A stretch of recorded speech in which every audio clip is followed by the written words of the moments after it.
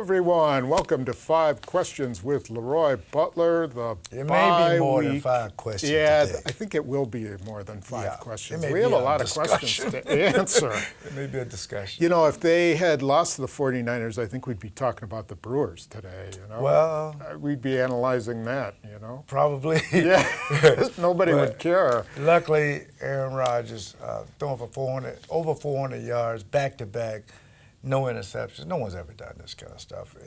And to me, Tom, I have a few people that still think that Aaron Rodgers can't win close games. I'm so glad he do this kind of stuff because it gives me a little pushback. You know, one more thing about pushing back, Davante Adams is a true superstar wide receiver. Got 16 targets. That's the average of these top receivers. Yeah. The guy literally had the best feet in the entire league, including running backs. He had the best feet, and you can't jam him. So down the stretch, you would think San Francisco would do something to neutralize him, but also the offense showed that they can get the ball to Jimmy Graham. He had 9 targets. And now, bringing up Jimmy Graham, that discussion is something we need to spend some time on because it seemed like the chemistry got better with him and Aaron. Didn't seem to get bad during the game.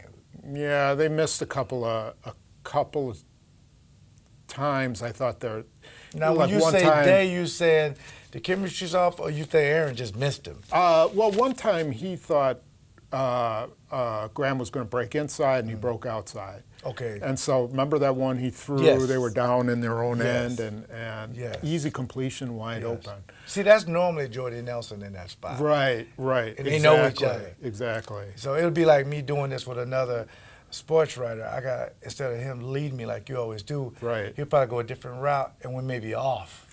So during the bye week, instead of me getting you to say what I want you to say, as opposed to you thinking. You know how you media guys are. We'll stay tuned for that because he always try to throw some surprises.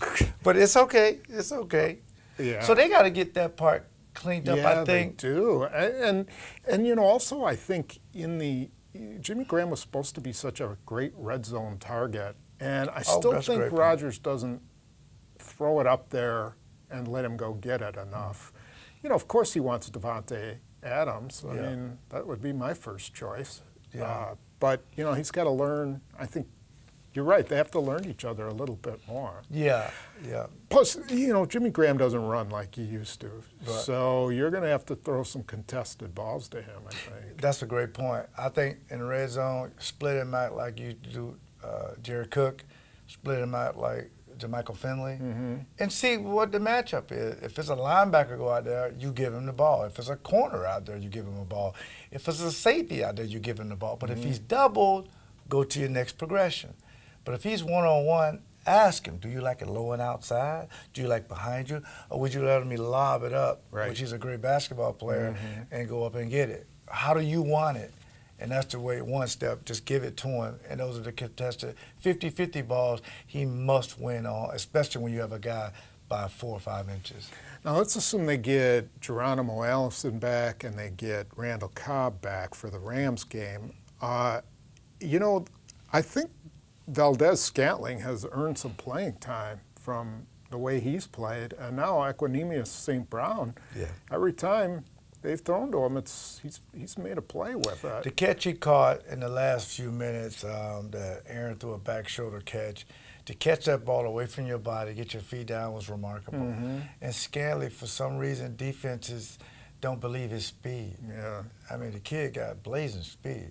Now the guy that's kind of a head scratcher, Jamon Moore, I really don't understand why he hasn't gotten more balls. It's kind of like the Aaron Jones effect. Trust him. They don't really trust him. He drops too many balls in practice. Well, that can hurt you. Yeah. So we've talked about some of their biggest weapons. One of the ones we didn't talk about was Aaron Jones. Yeah, that's the Aaron Jones. And don't you think this bye week they have to figure out how they can get the ball in his hands? I don't know how you can't get the ball in the hands of a guy who averages 5.9 yards per carry. Well, here's the thing. If you're going to be a 3-down back, you have to have a 3-down back mentality. Jamal Williams does great things. He's a tough runner inside the tackles. He's a great protector. Montgomery does some great things. He's a great receiver, and he's a good protector. Now, the true running back is Aaron Jones. Yeah. He's the true running back. First 2 downs, I would, if it was me, I would start Aaron Jones. Right. Get him in a flow, and then, you know, you can still sub your guys, but his average would be anywhere from 12 to 15 touches just to see if he has the stamina. And you don't want to get him hurt because he is small. But you can wear defenses down in the first 3 quarters. And then the last quarter, if you're the lead and got the ball, Jamal Williams is the perfect guy to do that. Yeah. But they have to throw him more balls. They tried to do that. He dropped it. So if he can just work on and practice, say, hey, Aaron, you may throw me 20 balls or something, and just get a little rhythm going there, I think they'll play him more. You know, so I wrote off Montgomery from the very beginning, and now, why would you do a thing kind like of proven me wrong a little bit. Because he's been hurt all the time. He hasn't been that productive, but the more I see him, he's a great return guy. He's a good third down back. Yeah, he really is. He's blocking is much better, and he can catch. So I can agree with you. Aaron Jones is your number 1. Jamal Williams is your complimentary, sort of like Devontae Freeman and Coleman, you know, that's right. or Mark Ingram and Kamara. You know, sort of use them like that. And then Montgomery's your third down back with Jamal Williams sometimes playing. I like that. Too. And I think those are the kind of things that coaches, they really don't take bye weeks. These coaches put in 15-hour days. They're putting in some wrinkles, and they're also scouting San Francisco to see what they did wrong because everybody gets the tape. But you have to move forward to the Rams. The Rams, you have to give the Rams some stuff they haven't seen on tape. So if it's a hard pounding, because the Rams defense is giving up a lot of points. You know, it's 3 or 4 games they give up over 30 points. I know one in particular. But you got to just give them something. And if it's Aaron Jones from the get-go, that will put more pressure on that defense. Right. So, you know, I went back and looked at what the Packers' record was over the first 6 games for the past since 2009. And they've been 4-2, 4-2, 6-0, 4-2, 4-2, 3-3, 6-0, 3-3, 4-2. So 4-2 is the norm. That would seem to be the average. 3-3 was the year they went to the Super Bowl. 6-0, the 2 6-0s, they lost one to the Giants in the first round of the playoffs, and the other was they got creamed by Arizona at Arizona in the playoffs. Second, I think it was the second game. But no ties in there. Yeah, they were 4-2 the year they went to the. Both years they went to the NFC Championship in 16 and 14. So this is new. This is new because you have a tie. 2-1, yeah. So they can break the norm. People think, well, what's wrong? Nothing. They're right on schedule because no one knows. You still have to get Pettit time. He hasn't played 8 games yet to get in his right personnel. He has to get a real confidence. And is everybody really buying into this defense? He has to think that. Because if you're Don Capers sitting back in a recliner with a beer watching the game, I could have did that. Right. You know, the 67-yard bombs, the 75-yard bombs, the same old defense. So why did you make a change? So you got to give Pettit a chance to get his core guys. It's almost like the NBA, which just started. Find out who your top 5 guys are. The first guy, your 6th man, your 7th guy, your 8th guy, because people are wondering, why isn't Josh Jones playing more? Because Kendra Blythe has had a bad first 6 or 7 games. We'll just put that out there. So most of the time, I applaud coaches when they stick with a guy to give you a chance to correct it. Because last week, actually this week, I said, there's 2 people who can wake up the next morning, and who had the better morning? Was it Jeremy Jeffers when the bases is loaded, Walt Yasiel Puig? Everybody's, no, take him out of the game, don't put him in the game, and he gets out of the inning. Then Mason Crosby, who missed 4 field goals and extra point, steps up and win the games for you.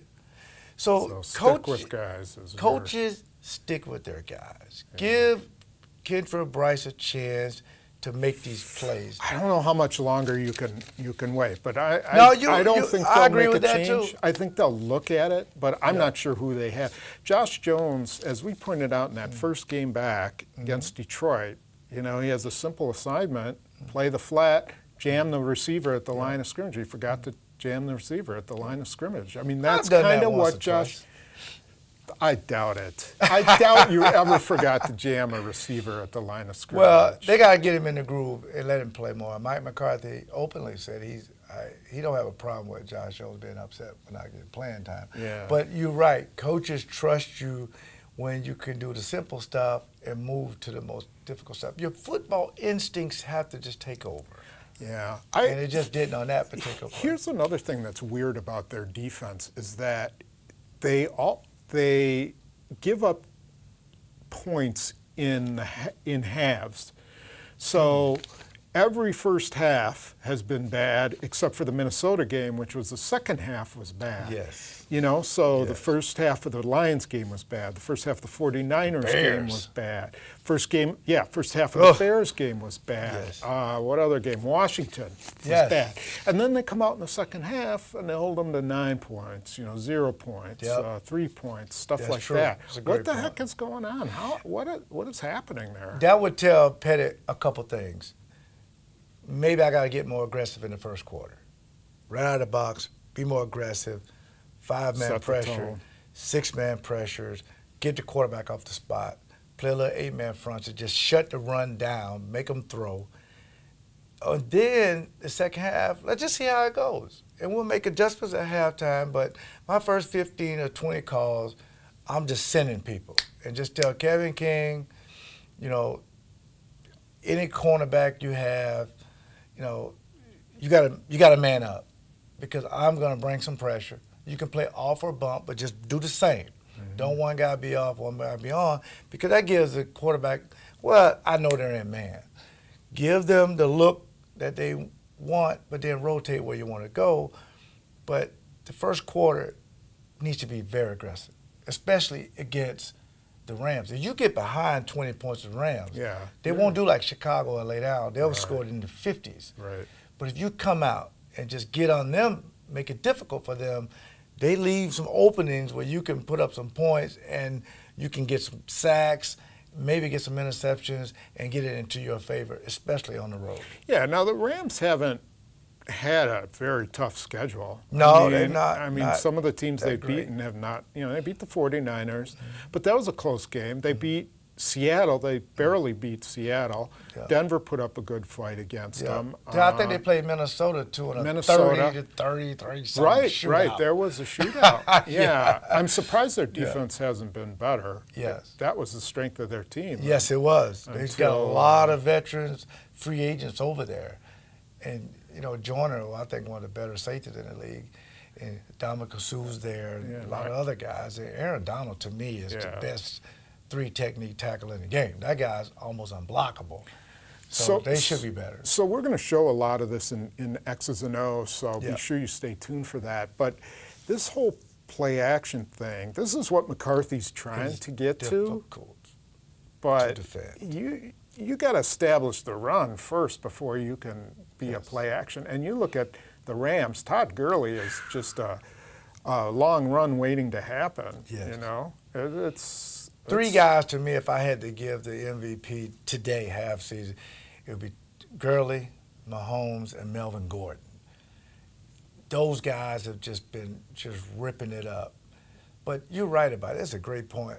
The play action with Gurley is so difficult for a linebacker because he's a great runner and he's a great receiver. Yeah. And they run a lot of misdirection stuff. So when that quarterback, whenever you see the quarterback's name, if you're a safety, get that. If it's run, you got enough people up there to take it. Mm-hmm. You can always come up and make a play. But if you commit 2 feet, Woods is behind you. Brandon Cooks can run behind you. And I don't know if I don't know if he'll play, but he's behind you. But if you don't commit, now you got to tackle in space, and the Packers have not been a great tackling team. So the coaches got to understand that. Now, if you can get Aaron Jones going, that play action will open up Then you'll see Ellison, Geronimo Ellison deep. You can Devontae Adams can get deep whenever he gets ready. Yeah. And you'll see like the deep over route from Jimmy Graham. All of that opens up if you run the ball with Aaron Jones and just make those safeties have to come up and make these open tackles. Because this kid breaks a lot of tackles, Aaron Jones does.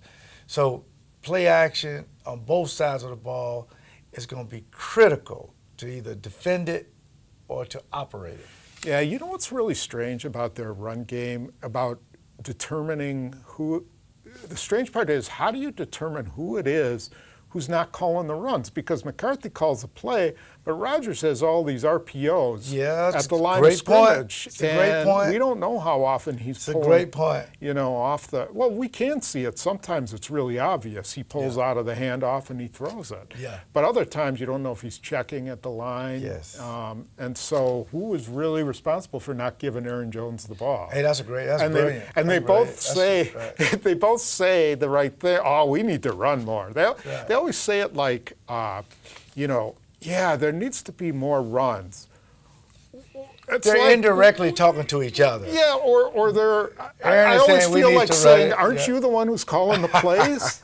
I'm not calling the plays. You're calling the plays. Then run the ball more. Well, sometimes the defense can dictate what you do. If the guy walks down, I know, you can throw it. If the guy backs up, you can run it. Sometimes it's not that simple. But if Aaron, let's look back real quick. Against San Francisco, he had a possible touchdown. They called it back. Okay, I get it. The next play, Aaron Jones we're talking about, he loses a yard or he doesn't get anything. Okay, then they take him out and put Montgomery in and run a pretty nice new wrinkle play and throw him the touchdown. They could have easily kept Jones in, put him out there as a receiver on the 4-receiver side. It's still a touchdown. But they chose to take him out and put in the third down back, which is Montgomery, to throw it. So teams are going to say, when Aaron Jones is in, it's 100% run. When Montgomery is in, it's 100% pass. Those are the tendencies. And when Jamal is in, we don't know. But he doesn't play enough. He's not a dynamic of a back for us to really care. So that's how people are going to look at the tendency. So you have to self-scout as well. Yeah. I don't know. They have to do something. I mean, they can't go through the season with their lead back getting 8 carries a game and averaging, 6 yards a carry. Well, that's on them, I think. And he has to work on his protection and catching the ball properly, which he will do. But the weather's starting to change. And the guy is just, when he's out there, he's very dynamic, and they will find ways to get him the ball. I'm confident. They got a lot of work to do because this schedule after the bye is brutal. At Rams, at Patriots, then back to Miami, who's playing really beat the Bears. Beat the Bears, and then they come back and what is it, Seattle after that on Thursday night? And these are not easy games. The good thing about it, the Packers, they tend to play up to their competition. But at the same time, sometimes they play down to their competition. So hopefully they can elevate their game. I think Aaron will take it, anytime he goes west, he feels good about competing against the other quarterback, Jared Goff. Because that kid can put up some sick numbers. But at the same time, Torrey Garland, MVP type guy. And Sean McVay, the coach, young, innovative coach, people like him, and he's a coach, a player's coach. He would love, to beat a team like, the Packers on national TV. All right, so this is going to be our bye week. It'll last you through all the way up through the Rams game. So I got a prediction for the score for this week. The Packers are tied. They're going to tie? Okay. Which is kind of stupid to Way say, to go out funny. on a limb there. And then X's and O's will appear at the normal time on Tuesday. We don't have one this week because there's really no opponent. And we went heavy on the Rams. So hopefully you'll enjoy that and enjoy your time off this week. I know I will. Thank you to Bill Schultz for helping me with these graphics, because that is amazing to put these graphics out as quick as I talk. Because sometimes you can't understand me. Can we get a football against his head? Is it too late for that? Doggone it. That's my guy. I was going to pick that one off right as it came for your head. All right. Maybe next time. Anyway. Whoa, see that guy? Bill is like a magician. Man. I know it. I know it. Pretty soon there's going to be like butcher knives flying by us. We'll be like. So thanks a lot to Bill for helping us out. Yes, thank you very much. We'll see you next time.